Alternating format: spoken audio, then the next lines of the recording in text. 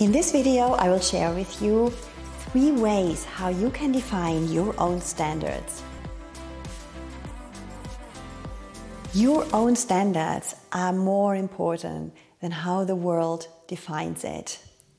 Are you living according to your own standards when it comes to a happy life, a fulfilled life, your definition of it? Or are you trying to fulfill the expectations of other people? People at work, people in your private life as well. I have many clients who are fulfilling the expectations of their parents consciously and unconsciously a lot. Because we are wired to do this. And at some point we might realize that we are not living our own life and that we have to go our own way. And this can be not easy because you have to break free from these expectations and to set your own standards. Now, how can you set your own standards? You can set your own standards by setting yourself clear values, defining, identifying clear values for you. Values are like a compass in life.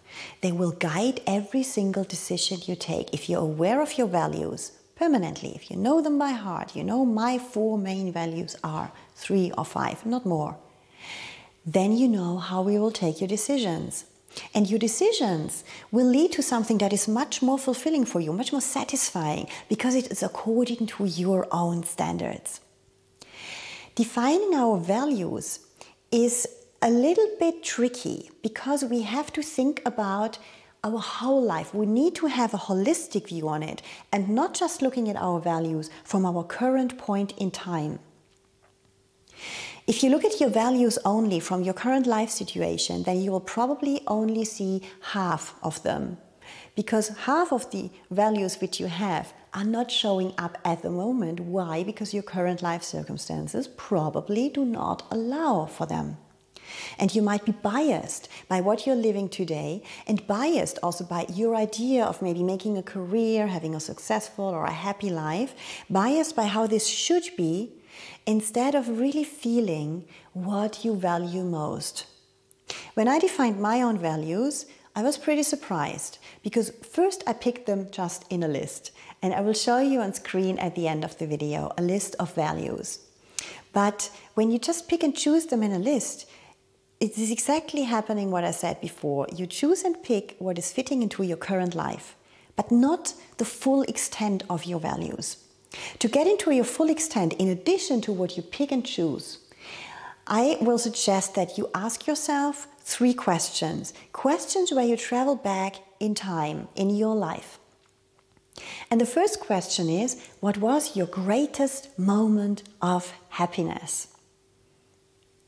And what exactly made you happy? What value is behind that happiness? What made you happy? Maybe you find even 1 or 2 or 3 values here, not maybe even more. But what made you really happy? List these values up. The second question is the opposite question. What were your greatest moments of sadness? What made you sad? And what was missing then? Or what is the opposite of that? This is the value you're watching out for. And the third question is, what makes you angry? Really, really angry. There are things that make you really, really angry. What value is hurt then? What is the opposite of this? Again, you will find 1 value, 2, maybe 3. And then you have a list. You have a list of 10 or 7 or 15. Narrow them down, do this with your heart, sit in front of them and just feel the words. You can write these words on sheets of paper and lay them on the ground and walk in between them. You can see if you're attracted to something more than to other ones. You can work with your body to really find out what your values are. And once you have defined no more than 5, then look at your life. In which areas of your life are you already living according to all 5 values? And in which area are you not living to 1, 2 or 3 or maybe even all 5 values? And these areas are areas of improvement. There you can change something. There you can change something in a targeted way to fulfill your values. Because when you're living up to your own standards in all areas of your life, be it private or be it professional, then you will have this feeling of fulfillment, of happiness, and especially of integrity and authenticity.